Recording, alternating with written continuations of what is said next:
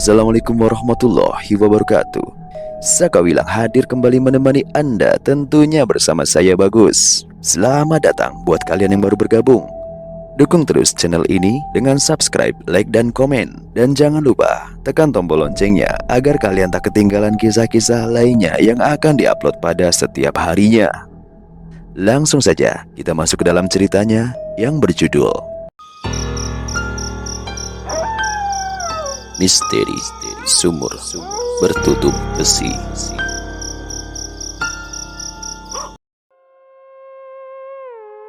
Gusti setengah mati menahan kantuk di belakang setir mobil. Di sebelahnya, Ratna istrinya duduk sambil memangku Raka, anak mereka yang nampak masih tertidur. "Ini masih jauh, Mas?" tanya Ratna yang nampak kelelahan. "Enggak kok, sebentar lagi sampai," jawab Gusti.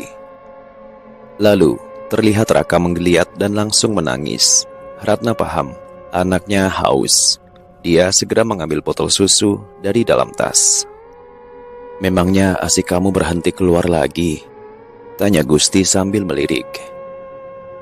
"Iya Mas, aku juga gak ngerti kenapa," jawab Ratna sambil memegangi botol berisi susu formula yang kini sedang diminum anaknya. "Ya sudah, yang penting kamu harus rajin makan sayur-sayuran biar ASImu lancar," balas Gusti.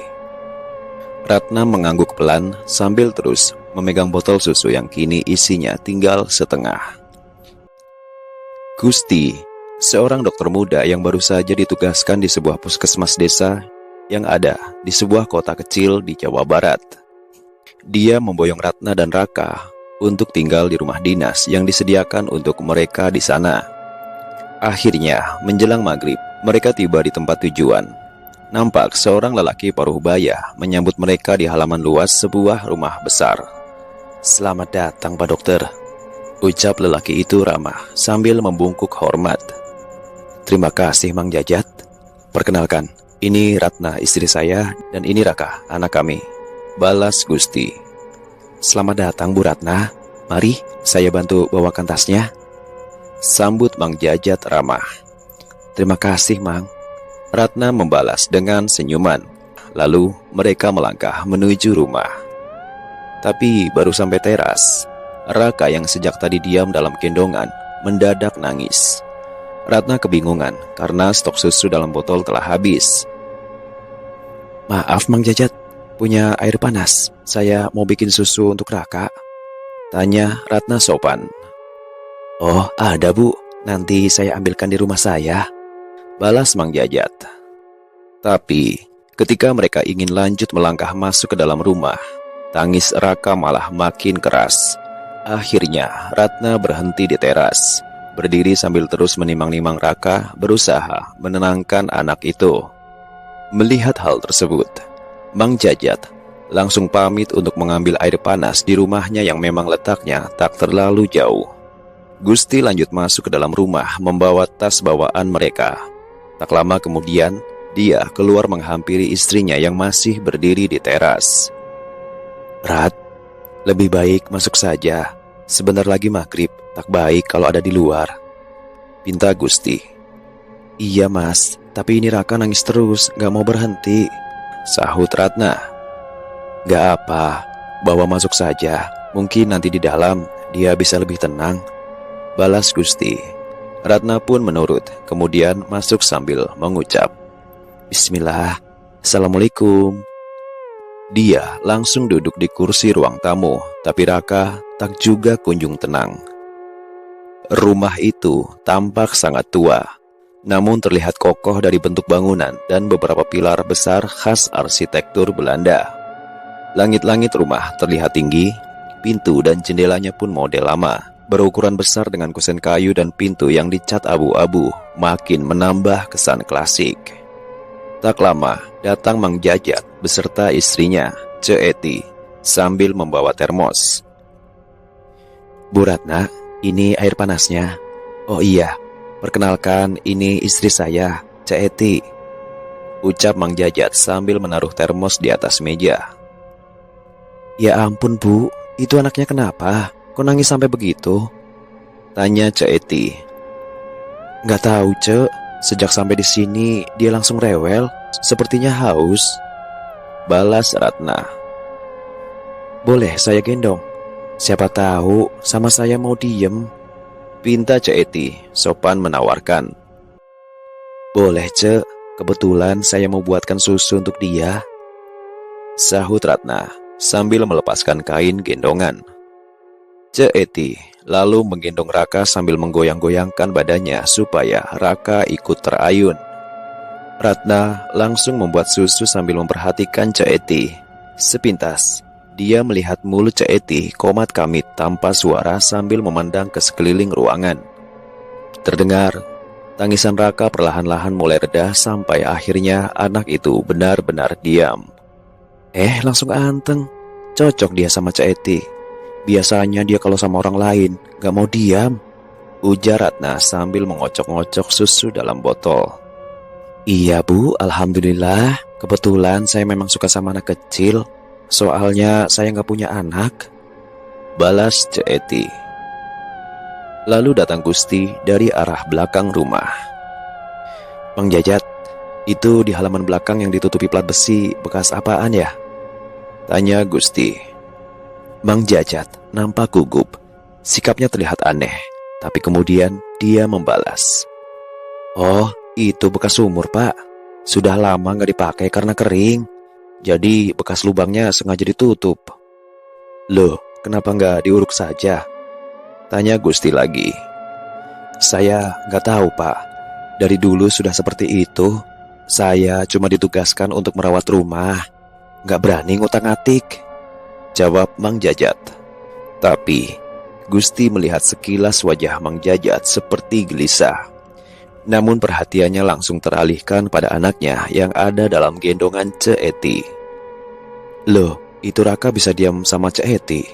Tadi soalnya rewel banget, tanyanya heran. Iya Pak Dokter, kayaknya dia senang sama saya, balas Cek Eti setengah bercanda. Iya Mas, boleh nggak kalau Cek Eti bantu-bantu di sini? Sekalian buat ngomong Raka, sahut Ratna memohon. Ya kalau Cek Eti mau sih silakan aja. Gimana Cek, mau bantuin istri saya di sini? Tanya Gusti. Cek Eti tak langsung menjawab. Dia nampak ragu sambil memandang ke arah suaminya. Tapi akhirnya dia membalas. Mau Pak Dokter, tapi saya cuma bisa sampai sore saja, ucapnya. Gak apa-apa Cek, yang penting saya gak kesepian kalau suami saya lagi kerja, sahut Ratna sambil tersenyum. Selanjutnya, dengan dibantu Mang Jajat dan Cek Eti, mereka membereskan semua barang bawaan. Lalu setelah semuanya rapi, Mang Jajat dan Cek Eti pun pamit pulang. Malam hari, Raka sudah pulas tertidur dalam kamar. Nampaknya anak itu kelelahan karena terus menangis. Ratna menyusul suaminya yang sejak tadi sibuk merapikan peralatan kerjanya di sebuah paviliun yang ada di samping rumah. Sebuah bangunan yang disulap menjadi ruang praktek, memiliki pintu penghubung dengan ruang utama, dan juga memiliki pintu tersendiri yang menghadap ke halaman depan. Mas, sudah beres semuanya? Tanya Ratna di depan pintu paviliun. Sedikit lagi kok, balas Gusti sambil menaruh barang-barang di sebuah rak besi. Ratna memandang ke sekeliling ruangan itu. Sebuah ruangan besar dengan perabotan yang lumayan lengkap. Ada meja kayu besar, lemari obat berkaca, wastafel, ranjang periksa pasien dengan meja kayu pendek berlaci di sampingnya. Ini nanti kamu terima pasien di sini, Mas? Tanya Ratna sambil terus memandang ke sekeliling. Oh, gak juga. Pagi sampai sore aku tugas di puskesmas. Soalnya ruangan praktek ini untuk jaga-jaga kalau ada pasien yang butuh bantuan saat malam hari. Soalnya puskesmas kan sudah tutup, balas Gusti. Tapi sepertinya ruangan ini sebelumnya memang sudah ditata begini ya? Tanya Ratna lagi. Iya, semua perlengkapan ini memang sudah ada di sini sebelumnya. Mungkin sengaja disediakan untuk para dokter yang akan tugas di sini, jawab Gusti lagi. Mendadak, terdengar suara Raka yang menangis keras. Ratna bergegas menuju ke kamar. Tapi saat dia berapa meter lagi sampai, sekilas dia melihat seperti ada bayangan melintas keluar dari kamar. Dia sempat berhenti karena kaget. Tapi tangisan Raka membuatnya tersadar dan langsung masuk kamar. Hampir setengah jam, dia berusaha menenangkan Raka. Dia heran. Sejak sampai di rumah ini, terhitung sudah berkali-kali anak itu menangis. Lalu datang suaminya langsung mendekat. "Kenapa dia? Haus lagi?" tanyanya heran. "Enggak mas, dia sudah kenyang kok. Aku juga bingung," balas Ratna. "Mungkin dia masih kelelahan. Perjalanan kita tadi kan lumayan jauh," sahut Gusti sambil membelai kepala anaknya. "Iya, mungkin begitu. Lagi pula ini kan tempat baru, mungkin Raka butuh penyesuaian," jawab Ratna, coba mencari alasan yang logis. Tapi masih ada yang mengganjal dalam hatinya. Bayangan yang tadi sempat dilihatnya masih menimbulkan pertanyaan. Tadinya dia mau menceritakan hal itu kepada suaminya, namun dia urungkan karena dia berpikir itu hanya efek dari rasa lelah yang juga dirasakannya. Esok harinya, Gusti sudah mulai bertugas. Sejak pagi, dia sudah dijemput oleh Pak Lurah dan langsung diantar ke puskesmas yang letaknya dekat jalan raya di mulut desa. Cek Eti juga sudah datang sejak pagi. Dia langsung sibuk membantu Ratna membersihkan isi rumah yang sedikit berdebu. "Ini foto siapa, Cek?" tanya Ratna saat menemukan selembar foto dari dalam sebuah laci. Cek Eti mendekat, lalu sedikit gugup namun coba ditutup-tutupi. Itu foto Ibu Puspa, pemilik lama rumah ini," jawabnya terbata-bata. "Lalu yang di sebelahnya siapa?"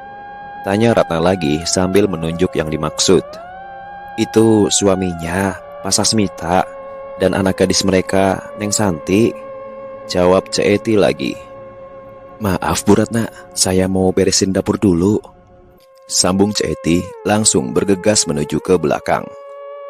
Ratna sedikit heran melihat perubahan sikap Cek Eti yang nampak ketakutan. Lalu Ratna menyusul ke belakang, nampak di sana Cek Eti sedang mencuci sejumlah perabotan dapur. Tapi sikapnya sedikit aneh. Dia seperti sengaja terlihat sibuk seolah ingin menghindari obrolan. Akhirnya, Ratna melangkah menuju halaman belakang. Sebuah tempat yang lumayan luas namun sedikit kurang terawat. Nampak dari rumput liar dan guguran daun kering yang berserakan memenuhi area. Di beberapa sudut, terlihat sejumlah barang-barang bekas tergeletak begitu saja, makin menambah kesan berantakan. "Ini sudah lama tidak dibersihkan ya, Cek?" tanya Ratna tanpa menengok. "Oh iya Bu, maaf belum sempat. Soalnya hujan terus, jadi suami saya belum sempat membersihkannya," sahut Cek Eti beralasan. Ratna cuma mengangguk, tapi matanya langsung tertuju pada lubang bekas sumur yang tertutup dengan lempengan besi tebal yang berkarat. Dia melangkah ingin mendekat, namun Cek Eti spontan melarang. "Jangan Bu, jangan ke sana," teriaknya dengan wajah panik. "Loh, kenapa Cek?" sahut Ratna kaget hingga menghentikan langkahnya. Itu takut ada ularnya. Soalnya kemarin suami saya sempat melihat ada ular dekat situ," ucap Cek Eti menjelaskan. "Ya ampun, nanti tolong cepat dibersihkan ya Cek. Saya takut kalau sampai ada ular masuk ke dalam rumah," balas Ratna tak jadi melangkah. "Iya Bu, nanti saya suruh suami saya untuk membersihkannya," sahut Cek Eti lagi.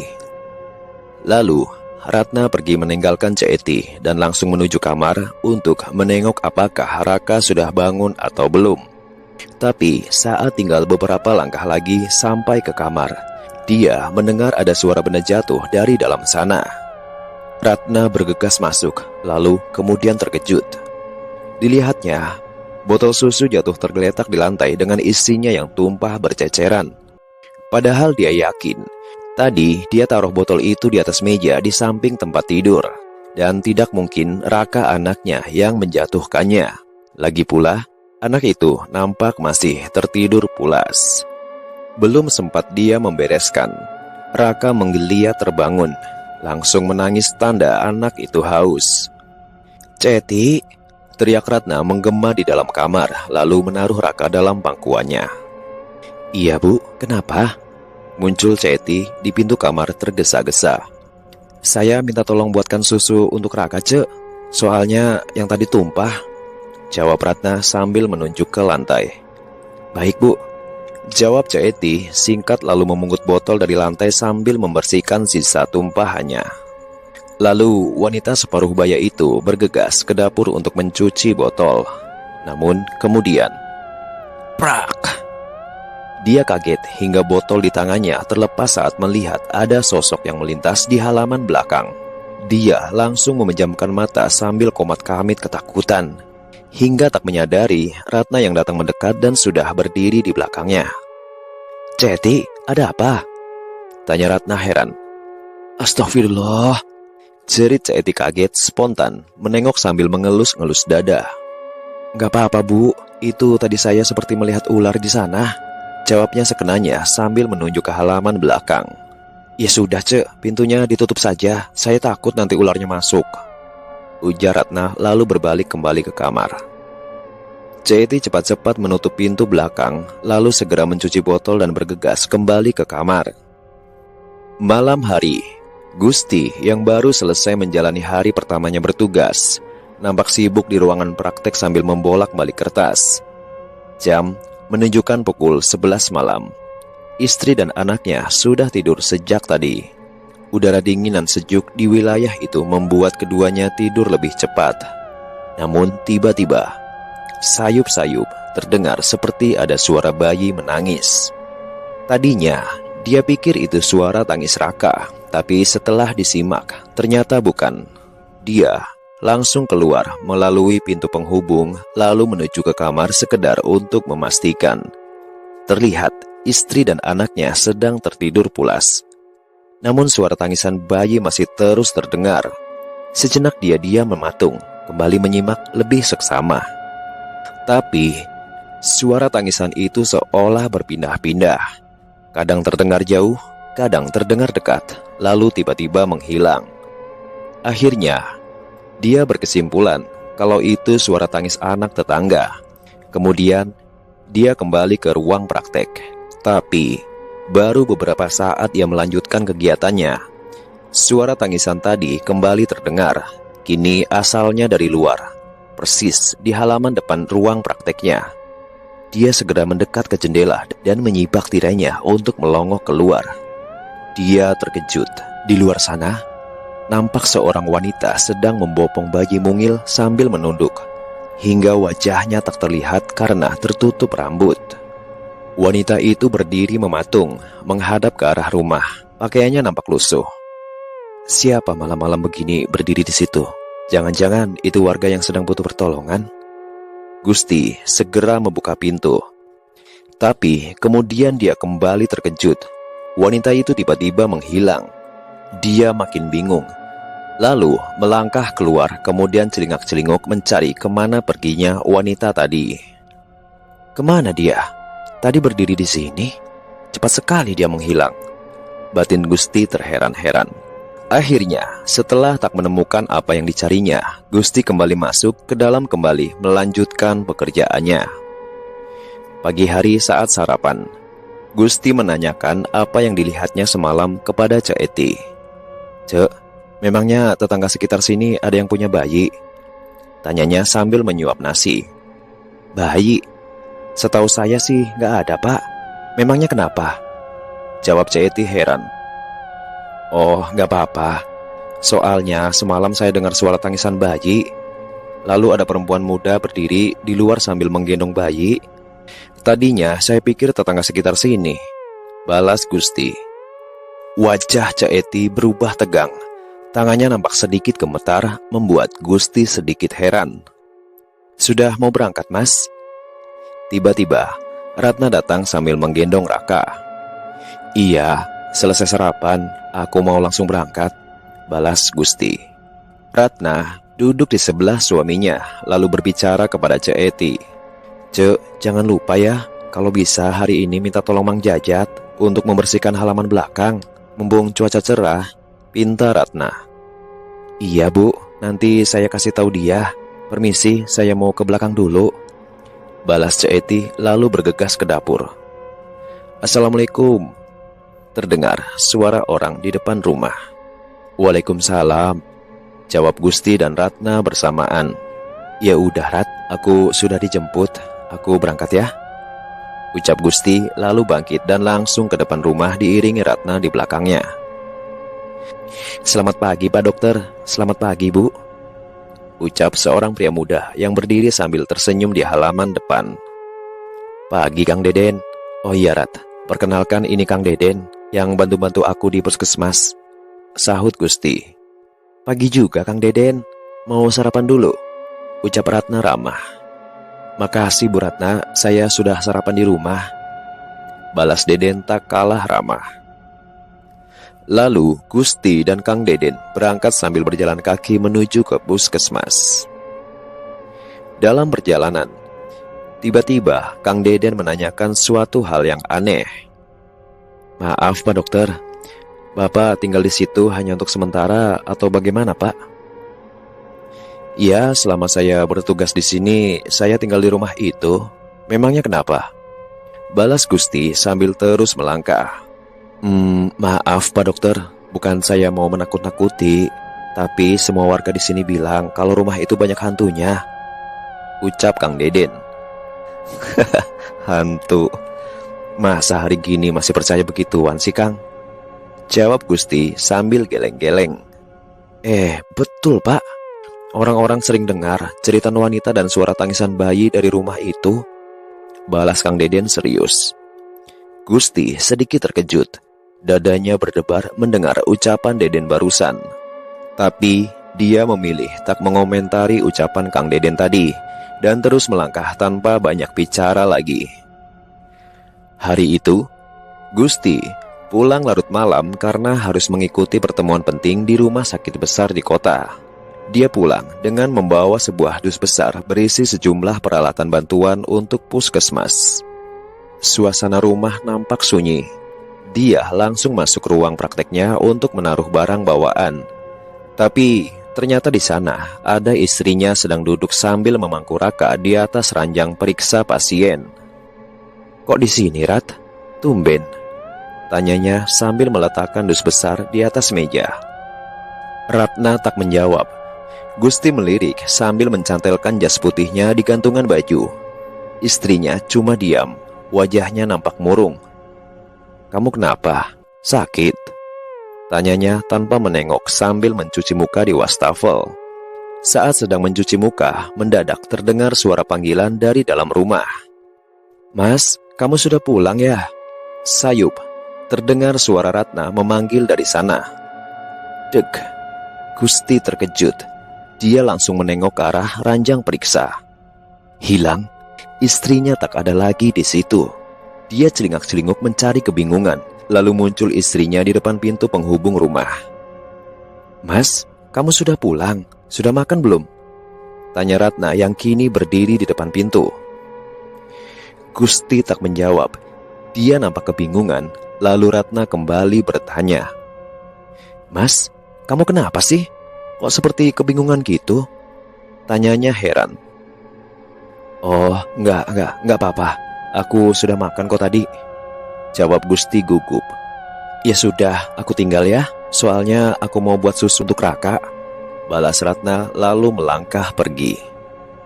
Gusti mengangguk pelan, lalu segera membereskan barang bawaannya dan bergegas meninggalkan ruangan itu.